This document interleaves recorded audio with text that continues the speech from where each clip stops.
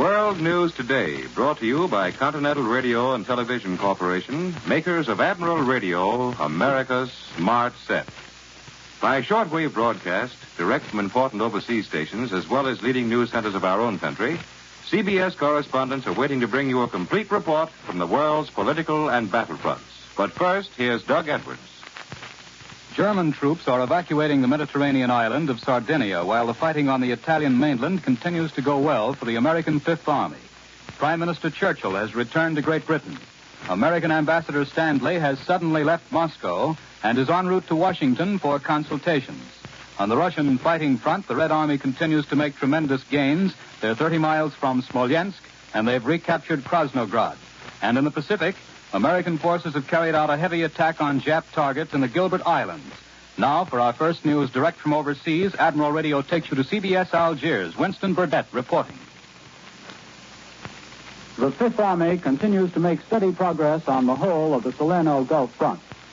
The Allied offensive, which started last Thursday morning, has driven a broad salient in the central sector and bent the German lines back to a point 12 miles inland in the south. German resistance is officially said to be weakening down on that southern flank, which is just as one would expect, as it is there that the 5th and 8th Armies meet. Today, the main force of the 8th Army is piling up the coast road to join the 5th in one solid front. The three Allied armies are closing in, straightening and shortening their line across the breadth of Italy. From the Taranto area and from Bari on the east coast, there is nothing to report. But we expect to have good news from that sector very soon. In the days to come, as our forces drive against the German Salerno positions from the south and east, and as reinforcements for the Fifth Army keep pouring in increasing numbers, our first large-scale land offensive should really begin to roll. There'll be a considerable German force against us, backed by huge supply dumps throughout the Naples area. What we have met on the Salerno beachheads is just the beginning. One significant development in the past 2 days is that the enemy has begun digging in and building fixed machine gun posts at many points. He may be preparing to abandon his recent mobile tactics and try a more static kind of defense. He may be preparing to withdraw the main body of his forces from the Salerno area, leaving an artillery screen to hold us in check. Already he has begun to thin out, and there have been no reports of German counterattacks over the weekend. The Luftwaffe also has been showing less and less fight over the Salerno battlefront. Yesterday, while our bombers and fighters were wrecking scores of German aircraft on the ground, the Luftwaffe had practically vanished from southern Italy. We still have no further details about fighting in Sardinia. 2 Italian divisions are credited with chasing the Germans off the island to further trouble in Corsica. The Germans had very few troops in Sardinia, apart from air troops, and even these have been singularly inactive recently. Every day for the past month, our patrols have been ranging up and down the Sardinian coast, trying to scare up a dogfight, looking for trouble, and finding none. The place has been dead. Just now, Sardinia will probably not be of very great use to us, and its fall will have no great effect on the course of the Italian campaign. True, its 4 large airfields are only 300 miles from the land, which theoretically is as good as having an airfield just outside Rome. But our long-range bombers can operate even more effectively from better developed bases on the Italian mainland. I return you now to CBS in New York. More news in just a moment, but first here's Warren Sweeney with a word from Admiral Radio. There's a story that's being told of 2 student flyers, how they became battle-tested veterans the hard way. It's a typical story in which radio equipment, Admiral equipment perhaps, plays an important part. 2 young pilots were getting their final instruction in Africa, the finishing touches before being sent into actual combat. While on a routine training flight, over the radio came the sudden, sharp warning, enemy bomber at 6 o'clock. For a moment, both boys calmly assumed that the instructor was indulging in a bit of leg pulling. But looking down, they saw a huge Nazi bomber streaking in just over the water.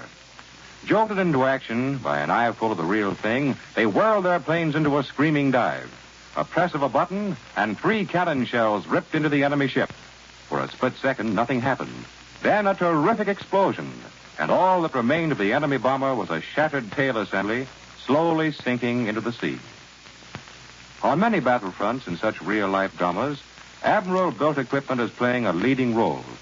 Admiral research engineers fully appreciate their responsibility to our fighting men, are devoting all their skill and ingenuity to building rugged, dependable instruments of communication. And after the war, when Admiral can again return to civilian production, the knowledge gained now will be yours in the peacetime, Admiral, America's smart set. Now, here once again is Doug Edwards. In Western Europe, Allied planes are again hammering the continent, and Prime Minister Churchill has returned home after his conferences in this country. Now, Admiral Radio takes you to CBS London. Charles Collingwood reporting. Winston Churchill is back home. The British Prime Minister has returned to help open the new session of Parliament. He will find the legislators in a mood both admiring and questioning. They, like the people for whom they speak, want to know from Mr. Churchill, first of all, about Italy. Not about the progress of the 5th and 8th Armies. The British have no trouble reading communiques. What they want to know is what happened between the fall of Mussolini and the invasion of Italy. The general opinion is that we missed a chance. Not since North Africa has there been such a unanimous querying of official policy. I don't want to give you a lot of quotations. Doubtless American papers are saying much the same things. But on the left in Britain, it is said that we delayed in Italy because we are afraid of unleashing the forces of Italian radical democracy. On the right, they are saying that we just delayed. But from right to left, they think something went wrong. When Winston Churchill gets through with the international situation, he's going to find himself confronted here for the first time with a serious situation on the home front. Up till now, Britain's home front problems have been easily handled by economists and administrators. The government produced a plan, and the people carried it out. No one really noticed, as we do in America, the separation between internal problems and war problems. But now there is beginning to be trouble on the industrial front. The strike rate is going up. There are grumblings on all sides over the operation of Britain's wartime labor policy. Employers say that there is no longer any discipline now that their power to hire and fire is gone. Workers complain about the fixing of their wages, about being arbitrarily transferred to lower paid and less attractive work. And they say that they've lost their last weapon when their right to strike is denied. This situation is most dramatic in the coal fields, where last week more than 30,000 miners were out on strike. Britain's coal output continues to drop. They can't get new men to go down into the mines by just asking them. And miners strike when the government tries to compel boys to take up coal mining. It's a difficult position. As Britain goes into the 5th winter of the war, it is coal and not food which has become the great home problem. I return you now to New York. Allied planes from the Middle East have again attacked Italy. There are new reports of impending action in the Balkans by Allied forces. For a direct report from this war zone, Admiral Radio takes you to CBS Cairo. James Fleming reporting. Today's Middle East air communiques tell of intense bomber and fighter activity during the last 48 hours. In an air battle over the eastern Mediterranean yesterday, fighter planes of the Royal Air Force encountered formations of German bomber and fighter aircraft. When the scrap was over, the RAF fighters had sent 5 Junkers 88 bombers and 2 Messerschmitt 109 fighters to their destruction. Last night, Wellington bombers were over the largest island of the Dodecanese group, Rhodes. Here they attacked the important enemy-held airdrome of Maritza, starting a fire among the buildings on the field. Friday night, Liberator and Halifax bombers attacked Foggia in eastern Italy. The RAF reports 3 aircraft missing from these and other operations. By daylight Saturday, heavy liberators of the 9th U.S. Air Force struck out against Pescara, the important communications center in eastern Italy. Once again, the target was the railway yards, a vital part of Germany's transport system within Italy. Dropping over 70 tons of high explosives, the liberators blanketed the yards with bursts. A number of the explosions were followed by heavy black smoke fires. All aircraft returned safely from this operation. War can be wacky at times. There's the case of the flying parrot. Here in Cairo, there's a young flight lieutenant who has as an inseparable companion a gaily plumed parrot that he carries about perched on his shoulder. It's a moody, silent bird, this parrot, not given to careless chatter. and probably for good reason. For rumor has it that he's accompanied his master on more than one hazardous mission. Here, then, is a priceless opportunity for some enterprising publisher. If he can sign up this bird, he's got a story.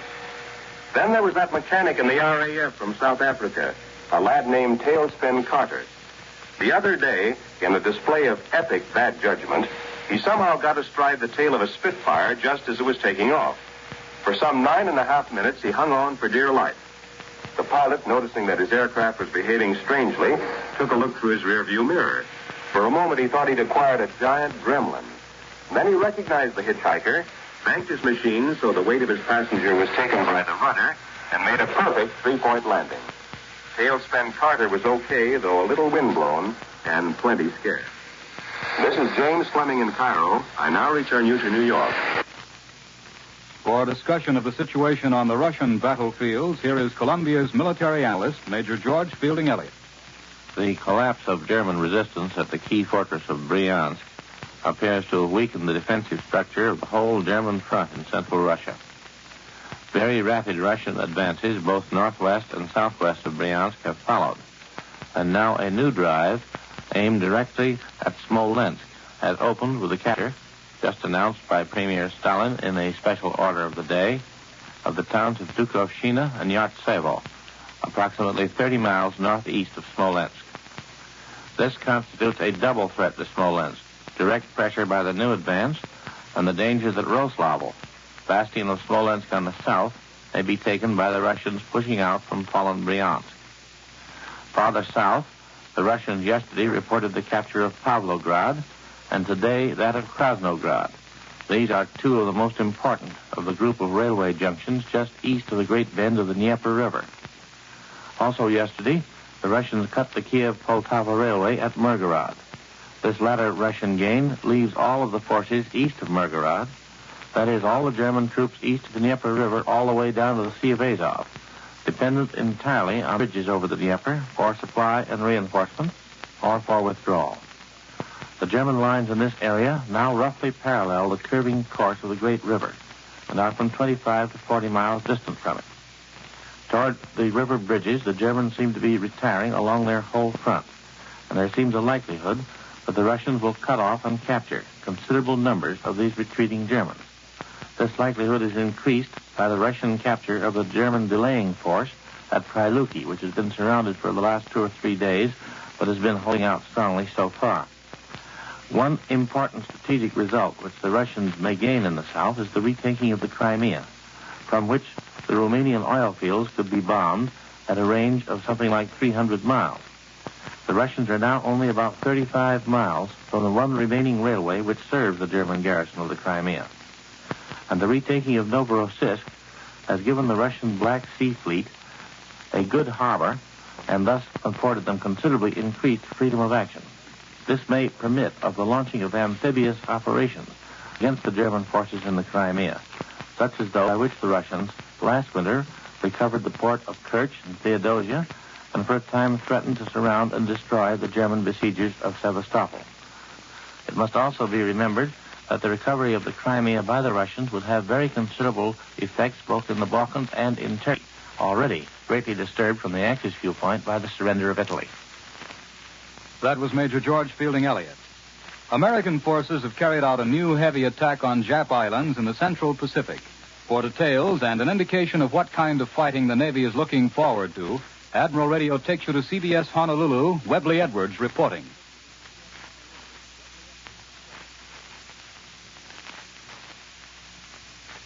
The Pacific Fleet carried out its obvious intention of hitting the Jap regularly and in strength by attacking in the Gilbert Island group Saturday night and Sunday East Longitude time.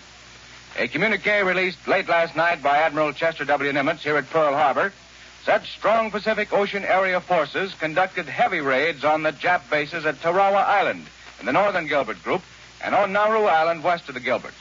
These operations were carried out according to plan during the night preceding and for a good portion of the day of September 19th, East Longitude time. Details of the operation are not immediately available. With the war in the Pacific into its 21st month, the United States Navy has given strong indication that it expects no quick or easy victory. 2 items point this up. Another new dry dock for repair of warships has just been completed, at Pearl Harbor and will be dedicated this week. The Navy is increasing its hospital facilities here in Hawaii to meet an increased wounded as the war mounts in tempo. There's every indication that the Pacific Fleet is preparing to strike at the Japs regularly and in strength. The fleet is ready and able to do this at any point from the far north all the way to the East Indies, perhaps in more than one place in quick 1-2 blows.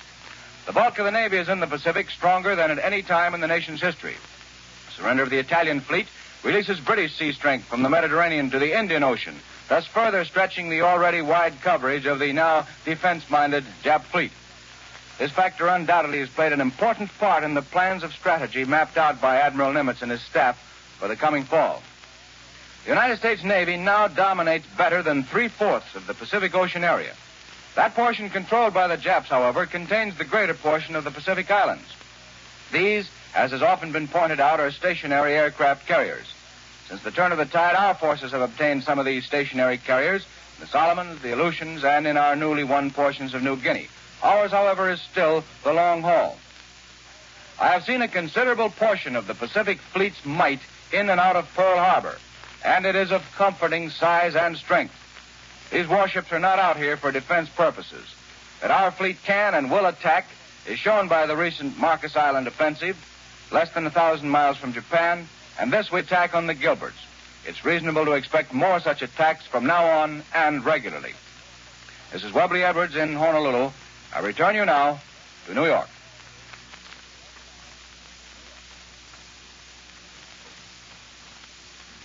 Here in our New York studio is Larry Meyer, war correspondent who's just returned from the Southwest Pacific area, where he broadcast for CBS World News.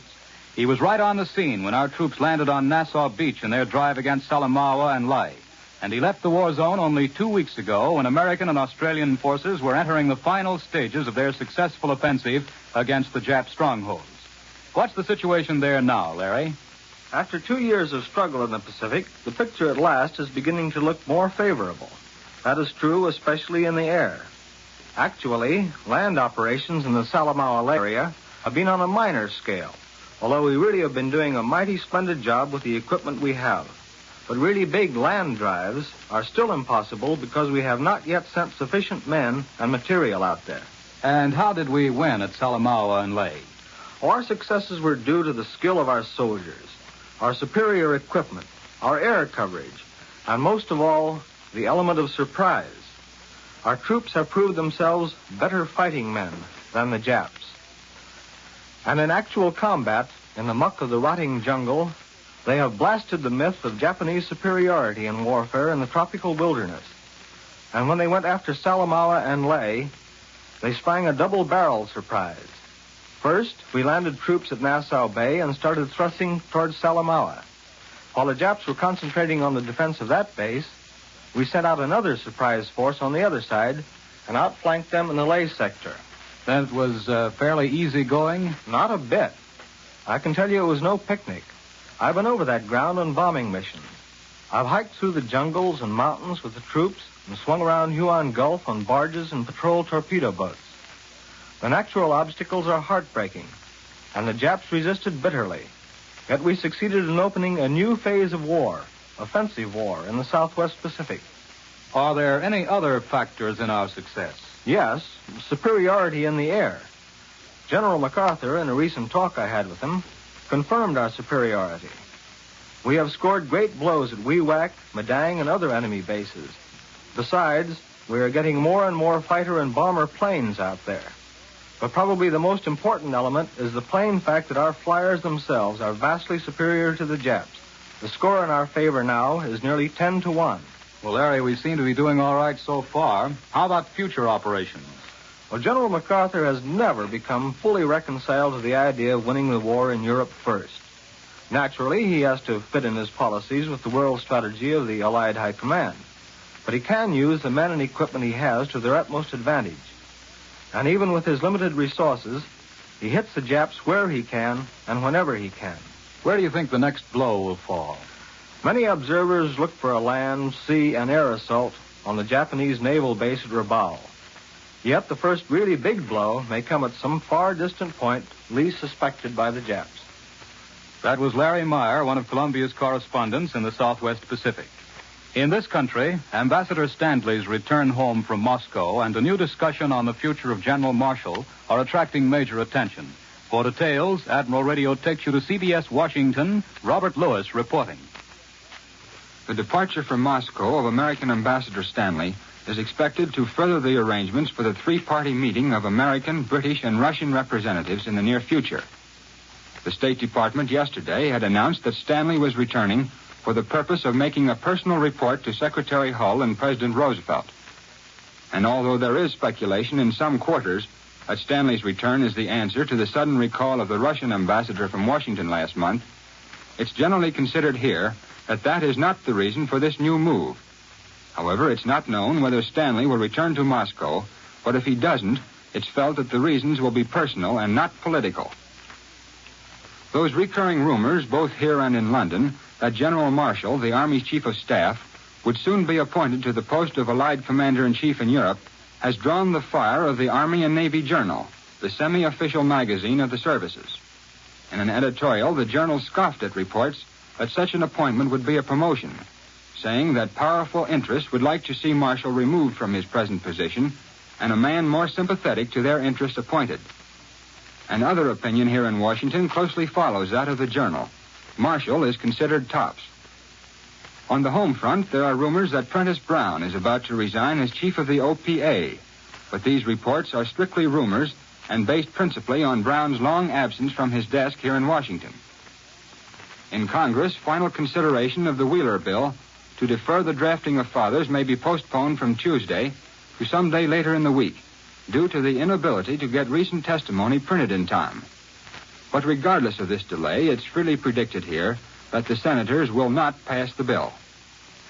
Over in the House, Representative Joseph Martin, the Republican leader, says that if the Senate does reject the Wheeler bill, it will remove any necessity for House consideration. But regardless of the fate of the bill, Martin says that he plans to start action soon to increase the allowances granted to soldiers' dependents by 20%. And now back to CBS, New York.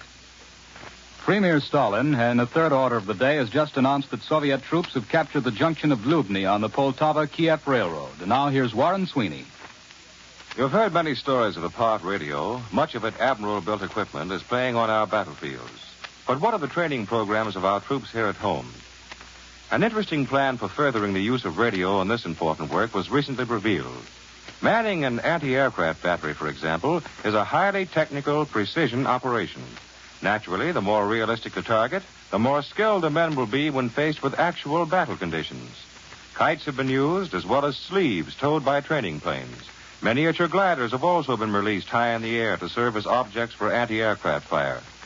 Experiments are now being made with model planes driven by actual motors and entirely guided and controlled by radio. New instruments, improvements on the old, new applications of radio and electronics. These are the problems that have become a constant challenge to Admiral engineers and research technicians. Not until after the war will we fully appreciate the changes, present improvements, and new developments will make in our daily lives. Even now, Admiral is making long-range plans for conversion to peacetime production, and many wartime advances have already been assigned important roles in the new Admiral America's Smart Set. Women of America. With the manpower needs of our country expanding daily, there is an urgent necessity for workers in the war-supporting industries that will keep our war workers healthy, well-fed, and well-clothed. Experience is not necessary. Even though you've never worked at a job, there is a place for you now in the service of your country. The job may not be glamorous. It may be clerking in a grocery store or taking care of a neighbor's children. But if by so doing you can release one skilled worker to fill one vacant place in a war plant, you'll bring the day of victory a little closer.